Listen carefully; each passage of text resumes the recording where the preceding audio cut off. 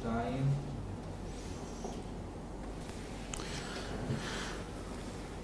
בכל תחום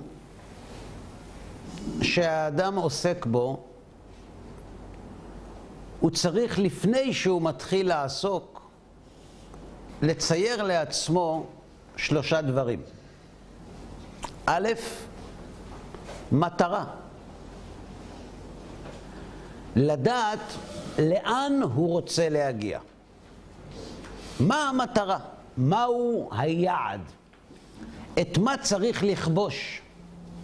זה נכון, זה נכון גם בביטחון, זה נכון גם בכלכלה, וזה נכון גם בחיים הרגשיים שלנו.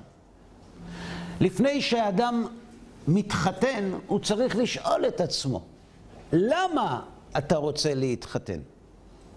למה אתה רוצה לפתוח עסק? היעד שלך, מהו? או מה שכותב הרמח"ל, שיתברר ויתאמת לו לאדם, מהי חובתו בעולמו? מה התכלית?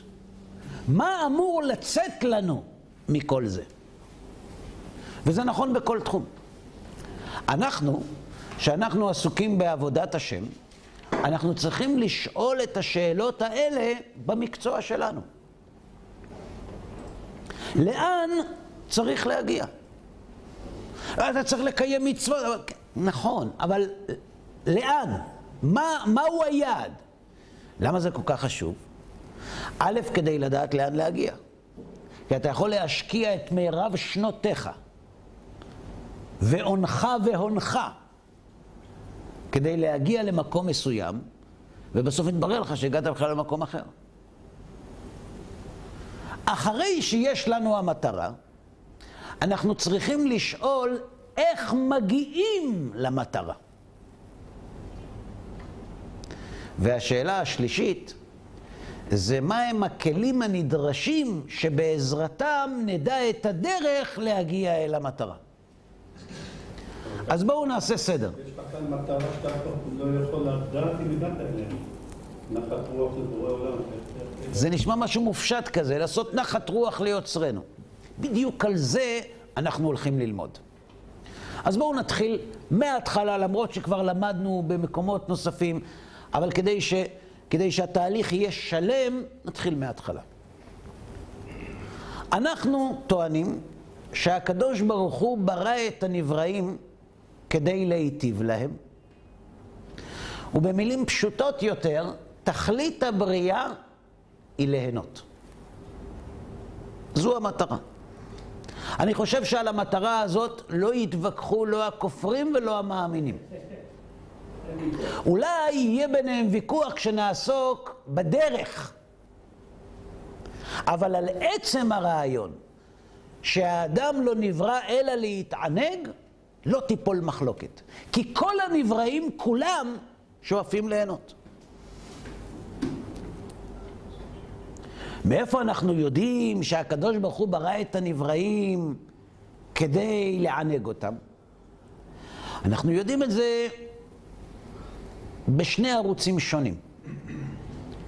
הקבלה והמסורת והשכל. אז על הקבלה והמסורת לא צריכים לדבר כי זה כתוב.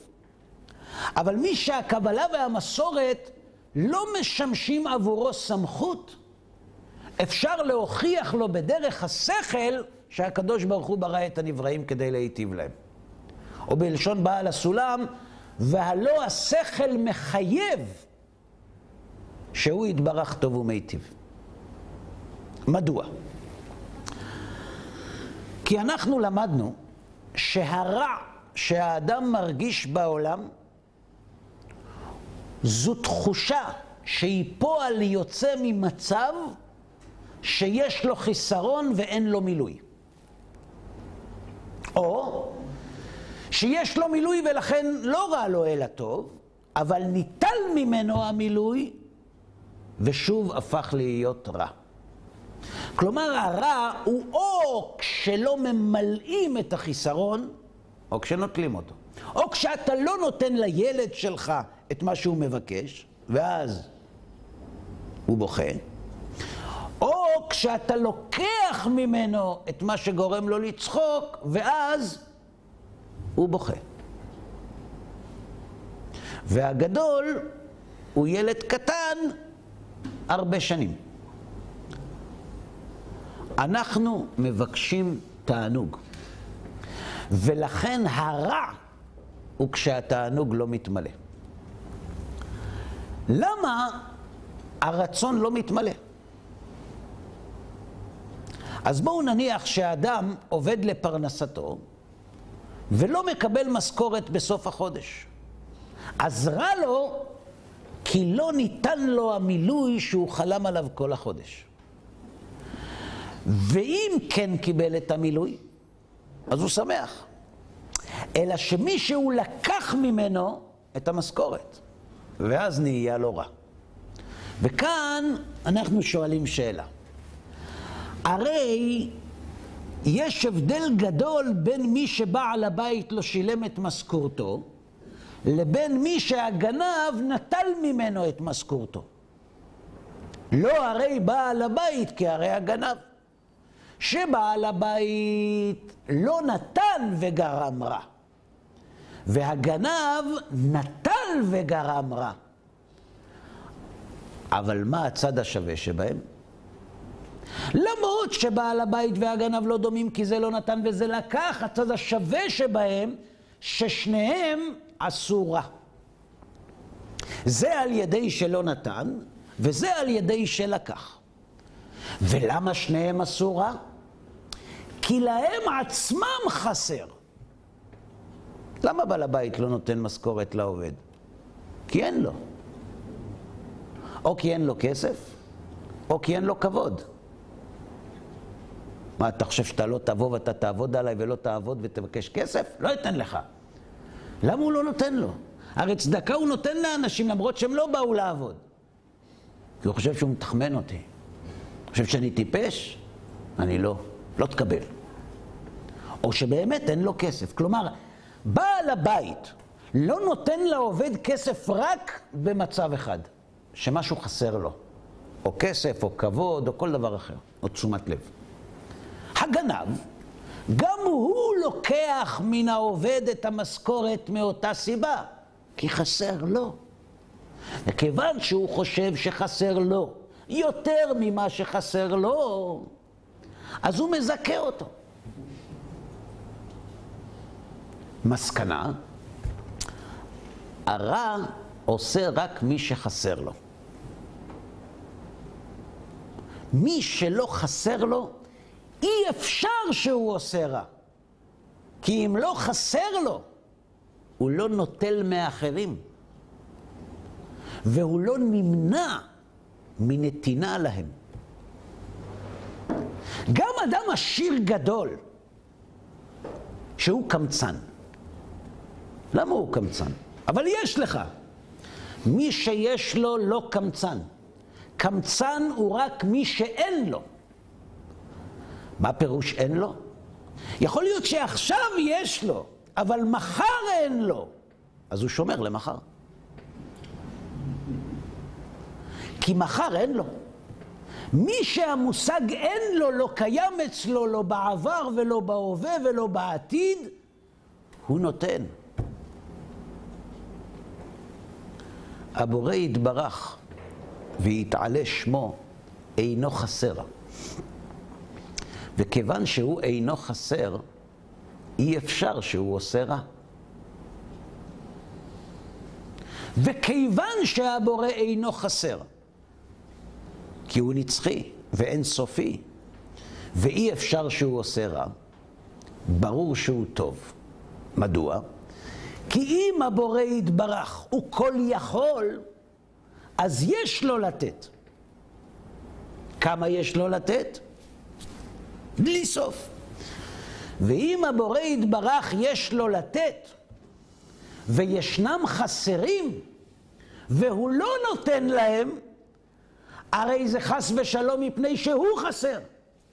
כי מי הוא זה שיש לו לתת ואינו נותן? מי שחסר בעצמו. אז אם יש נבראים חסרים, ויש בורא אין סופי, אי אפשר שהוא לא מעניק להם, כי אי אפשר שהוא חסר. וכיוון שהבורא יתברך ברא נבראים חסרים, וכשחסר לאנשים רע להם, ולבורא יש לתת והוא לא חסר, בהכרח שהבורא ברא את הנבראים כדי להיטיב להם. וכמה ההטבה שהקדוש ברוך הוא מיטיב לנבראים, אז אם אמרנו שהבורא הוא אינסופי, ויש לו לתת בלי סוף, ואי אפשר שהוא לא נותן, אז ההטבה שהקדוש ברוך הוא מיטיב לנבראים היא אינסופית. ולכן הוא ברא בהם חיסרון שאין לו סוף, כדי למלא אותם בעונג אינסופי. אלא שאין סוף, אומר הרמב"ם, יש רק אחד.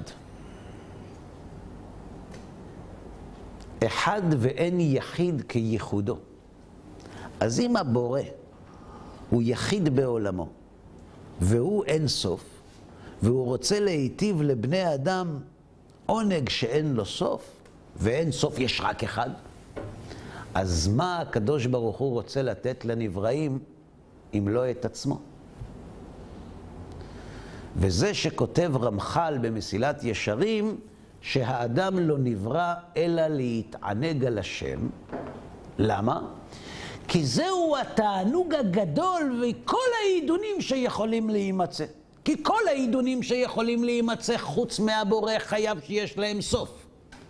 והבורא הוא היחיד שאין לו סוף. ולכן אם הקדוש ברוך הוא רוצה להיטיב, אז זה צריך להיות כחוק שלימותו, וזה אין סוף. לכן האדם נברא להתענג על השם. בסדר? איך מתענגים על השם? כשמרגישים אותו. ואיך מרגישים אותו? אז למדנו כבר במקומות אחרים שההרגשה של הזולת תלויה בהשתוות הצורה. ומהי השתוות הצורה? בנייה של תכונות זהות בין השניים. כשבעל ואישה מעצבים תכונות זהות זה לזו, הם הופכים להרגיש אחד את השנייה.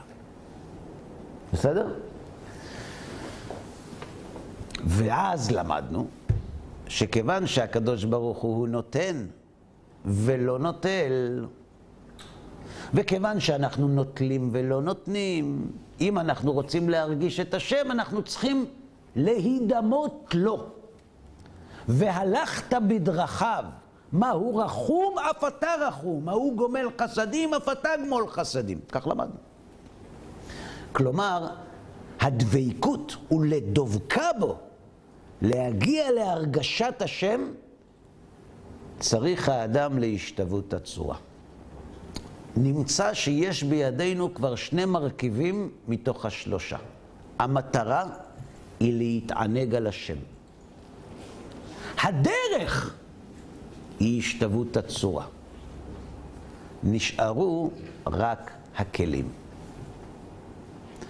אנחנו למדנו לא מעט פעמים, במשך שנים רבות, על השתוות הצורה, על לתת ולקחת, על נותן ונוטל, על כל מה שאמור להביא אותנו להרגשת השם. אבל בסדרה הזאת אנחנו מבקשים לעסוק בפרקטיקה.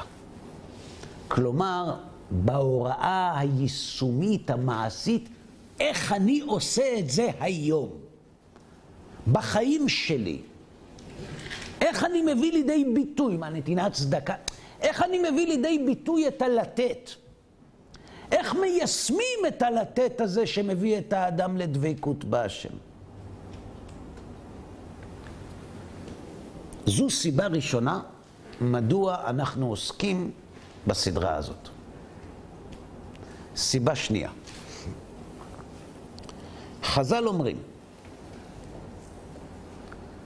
שכל המעביר על מידותיו, מעבירים לו על כל פשעיו. מה הפירוש הפשוט של המשפט הזה?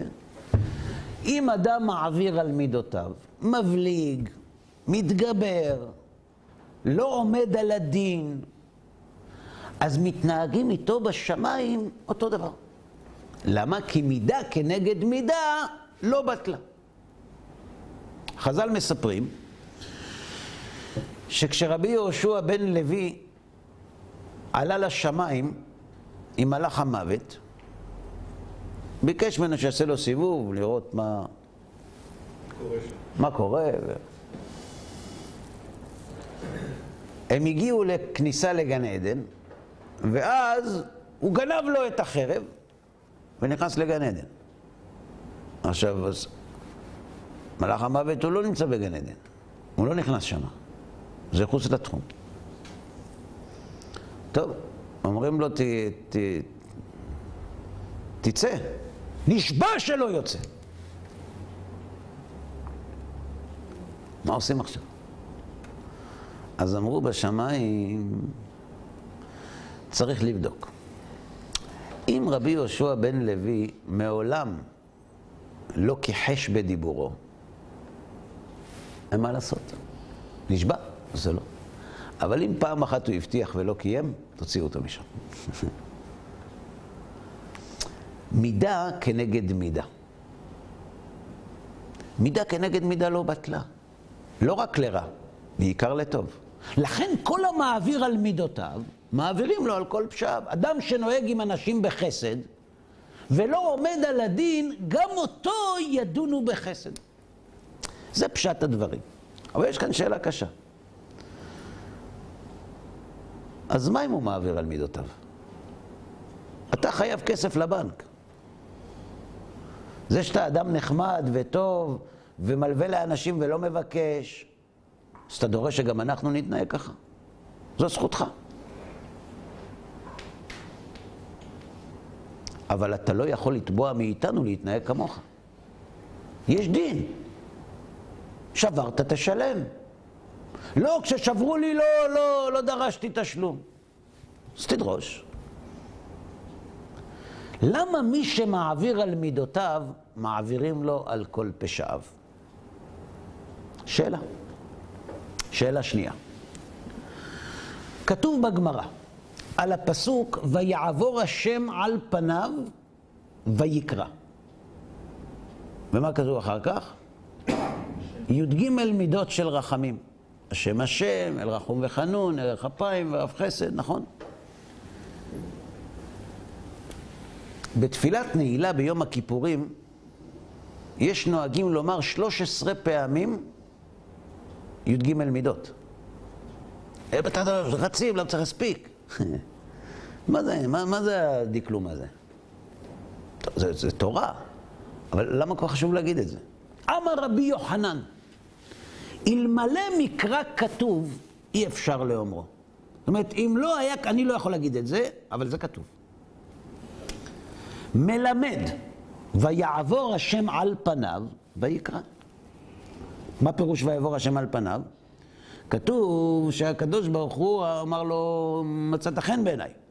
אומר לו משה, אם מצאתי חן בעיניך, הודיעני נא את דרכיך. אמר לו, אני לא יכול להגיד לך זה, שמתיך ונקרא תצור, שקותי כפי עליך הדוברי, וראית את אחוריי ופניי לא יראו. ואז, ויעבור השם על פניו, ויקרא. מלמד שנתעטף הקדוש ברוך הוא כשליח ציבור. והראה לו למשה סדר תפילה. אמר לו, כל זמן שישראל חוטאים, יעשו לפניי כסדר הזה, ואני מוחל להם. כביכול, הקדוש ברוך הוא מתלבש בטלית, ומלמד אותו שליח ציבור. אומר לו, תקשיב, ישראל חוטאים, לא משנה. אם הם עושים לפניי כסדר הזה, השם השם אל רחום וחנון, אני סולח להם. מה זה עושים לפניי? אומרים. אז צריך להיות כתוב, אומרים לפניי. מה זה עושים? מקיימים. השם השם אל רחום וחנון, אל אפיים ורב חסד באמת. זאת אומרת, אם הילדים שלי, גם כשהם חוטאים, יעשו וינהיגו את עצמם בי"ג המידות, השם השם כאל רחום וחנון, אני מוחל. מה הכוונה י"ג מידות? אנחנו לומדים שהקדוש ברוך הוא מתגלה אלינו במידת הנתינה, נכון? מידת הנתינה שבה הקדוש ברוך הוא מתגלה אלינו, יש לה 13 גוונים. 13 גילויים של כוח הנתינה שבו הקדוש ברוך הוא מתגלה אלינו. גילוי אחד זה השם, השם, כאל, רחום וחנון. יש 13 מידות של רחמים, 13 מידות של גילויי הנהגה, שמי שרוצה שימחלו עוונותיו צריך לעשות כמוהם. זה נקרא השתוות הצורה. השתוות הצורה זה להידמות לכל גילויי ההנהגה שהקדוש ברוך הוא מתגלה בעולם. אז אם יעשו לפניי כסדר הזה, אם הם יגיעו להשתוות הצורה, אני מוחל להם. למה? כל האומר הקדוש ברוך הוא ותרן יוותרו מעב. תשובה. כשאדם מגיע להשתוות הצורה, והוא מתדמה לבורא, הוא דבוק בבורא. נכון? מי שהוא דבוק בבורא, אי אפשר שהוא חוטא. ומה עם החטאים שהוא עשה בעבר?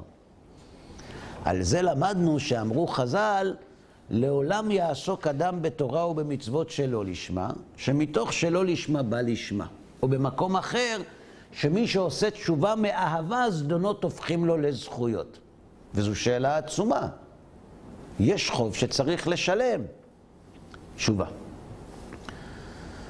כשהשפחה משרתת את גבירתה, זה עולם מתוקן. על מה רגזה הארץ, אומר שלמה המלך? עבד כי ימלוך, זקן נואף, ושפחה כי תירש גבירתה.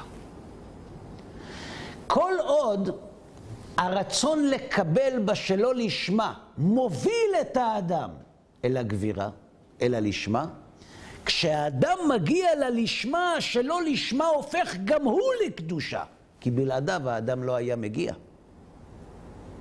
אבל אם לא זכה, אז נעשה לו סם המוות. לכן,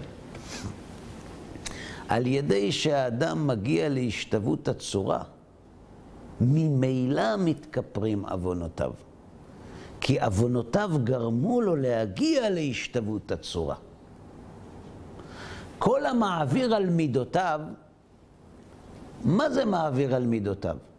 כל מי שמנצח את הרצון לקבל שלו, ומגיע להשתוות הצורה, ממילא מעבירים לו על כל פשעיו, כי הם אלו הפשעים שהביאו אותו להעביר על מידותיו. ובזכותם הוא הגיע לתשובה מאהבה, אז איך אפשר שזדונות לא יהפכו לזכויות? אז יש לנו 3 סיבות. למה אנחנו עוסקים בסדרה הזאת? א', כדי ללמוד הוראות מעשיות. מה עושים כדי להגיע להשתוות הצורה, ולא רק לדבר כל הזמן באוויר, מידת הנתינה, נתינה, להתגבר על הרצון לקבל. מה עושים? 2, כדי להגיע לדבקות, יש צורך להכיר את כל גילויי ההנהגה של הקדוש ברוך הוא, ולרצות ליישם אותם. שזה הכלים. שזו הדרך. ולכן אנחנו עוסקים בסדרה הזאת. מה אנחנו לומדים? אנחנו לומדים מתוך הספר תומר דבורה לרבנו משה קורדוברו עליו השלום. הספר תומר דבורה הוא ספר שכתב הרמ"ק, שבו הוא מפרט את הביטויים של גילויי ההנהגה שבכל מידה ומידה מי"ג המידות, ואיך אנחנו מיישמים בחיי היומיום את מידותיו של הקדוש ברוך הוא. הספר הזה הוא ספר חשוב מאוד. השלה הקדוש כותב על הספר הזה את הדברים הבאים.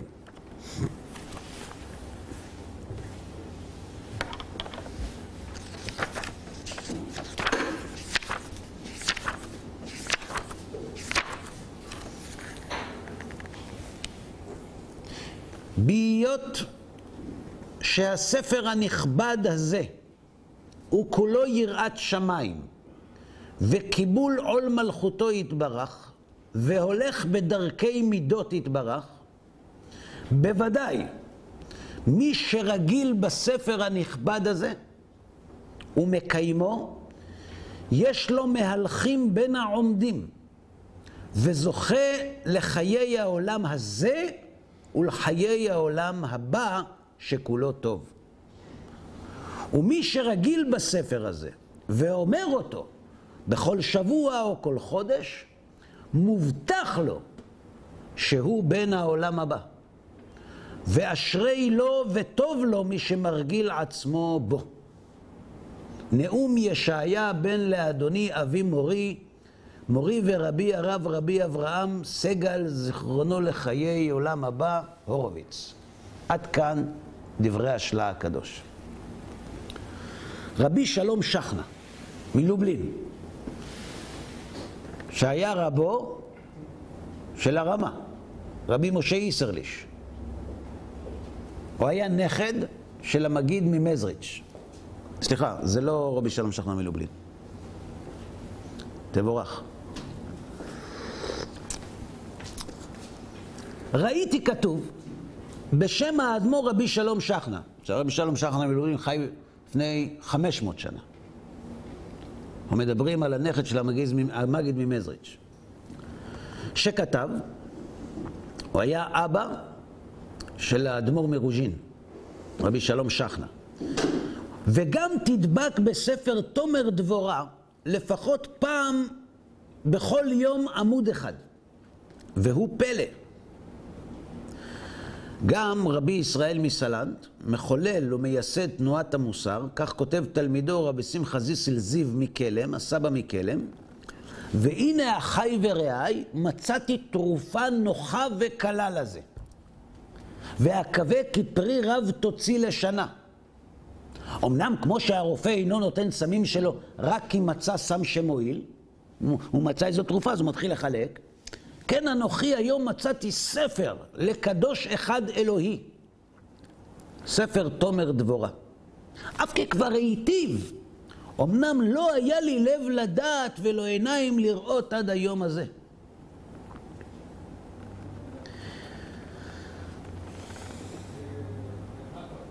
וכאשר נתפתחו עיניי בו, ראיתי כי זה עצה טובה ללמוד בו איזה שיעור תמיד בלי מגרעת.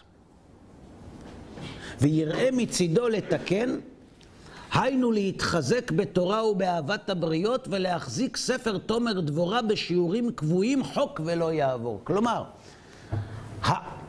החשיבות העצומה של הספר תומר דבורה הוא במעשיות שלו, בפרקטיקה.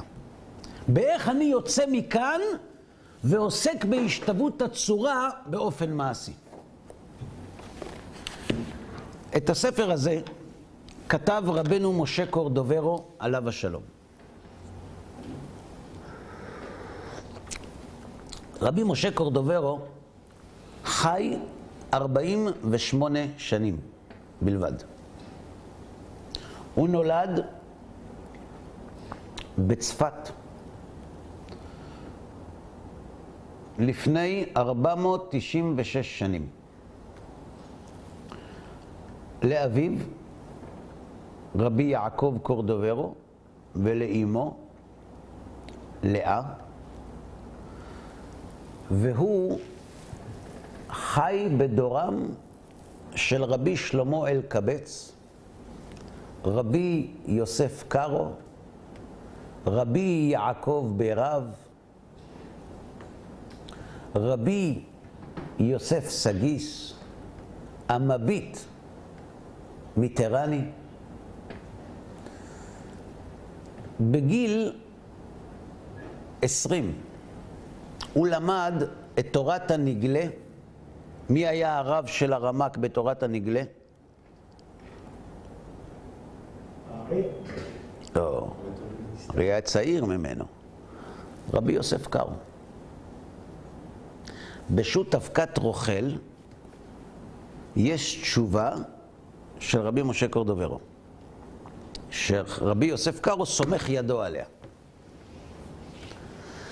רבי יעקב ברב חידש את הסמיכה בצפת. סיפור מפורסם, הפולמוס על הסמיכה, רבי יעקב ברב. הוא רצה לחדש את הסמיכה, כרגע סמיכת החכמים של הסנהדרין, והוא סמך 4 אנשים. את מי סמך רבי יעקב ברב? את רבי יוסף קארו,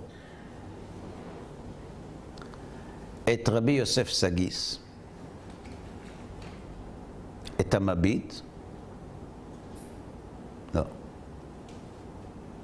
את רבי משה קורדוברו, שהיה צעיר, סמך אותו יחד עם רבי יוסף קארו, רבי יוסף סגיס שהיה ענק בתורה,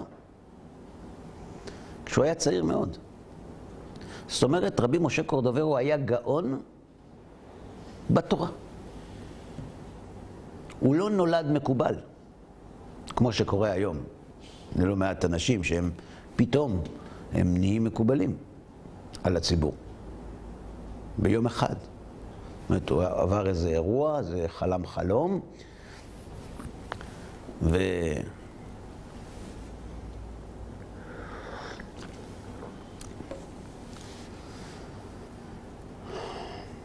מי היה מורו ורבו בתורת הסוד? רבי שלמה אלקבץ. רבי יוסף קארו, רבי שלמה אלקבץ ורבי יוסף סגיס היו סמוכים של רבי יעקב ברב.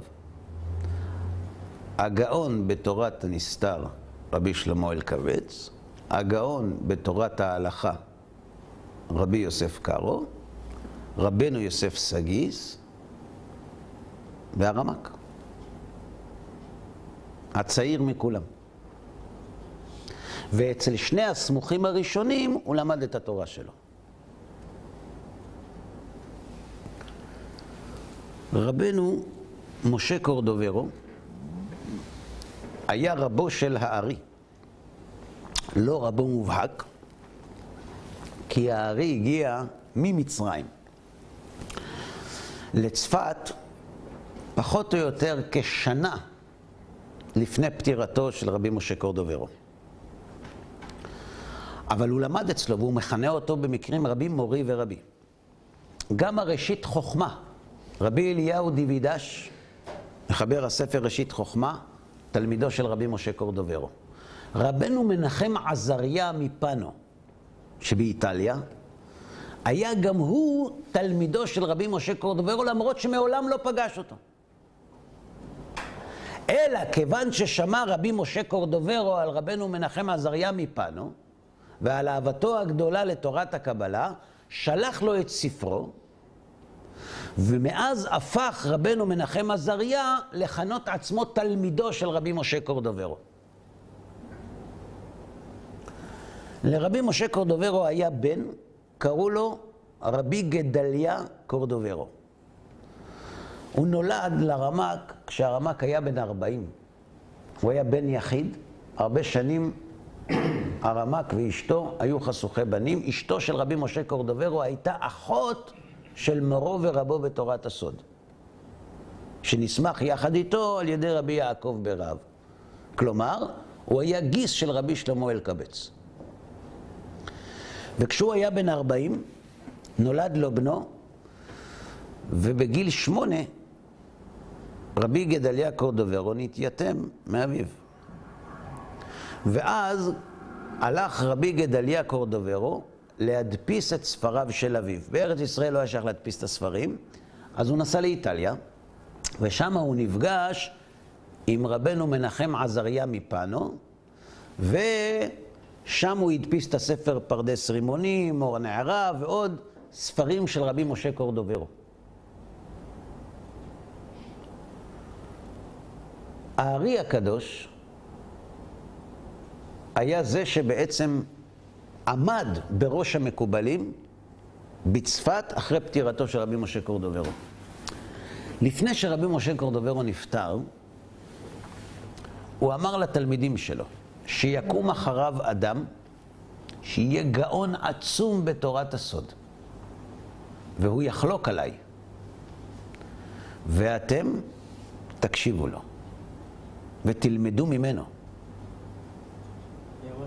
רבי משה קורדוברו, לפני שהוא נפטר. אבל הוא ידע עליו? הוא אמר להם, זה במילים האלה, ככה הוא אמר להם. אתה רוצה שאני אגיד לך את זה מבפנים? אני חושב שהוא הכיר את היום לפני שהגיע.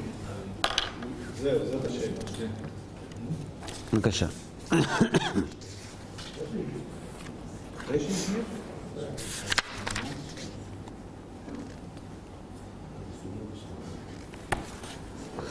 הוא אמר להם כך: דעו לכם רבותיי, שאיש אחד יקום אחריי ויאיר עיניכם בחוכמת הקבלה, והגם שתבינו שהוא חולק על דבריי, אין זה אמת, כי הכל אחד.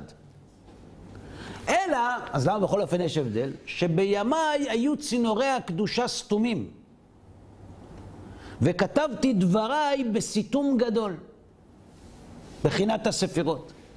אבל אחרי מותי התגלו יותר הצינורות, ויפרש האיש דבריו בבחינת פרצוף, ומפני זה יראה לכם שחולק על דבריי. לכן, אני מזהיר אתכם שלא תחלקו עליו, כי כך קיבלה נשמתו מהר סיני. ואז כשהתלמידים שמעו את זה, אמרו לו, מי זה? מי זה? כמו שאתם אומרים.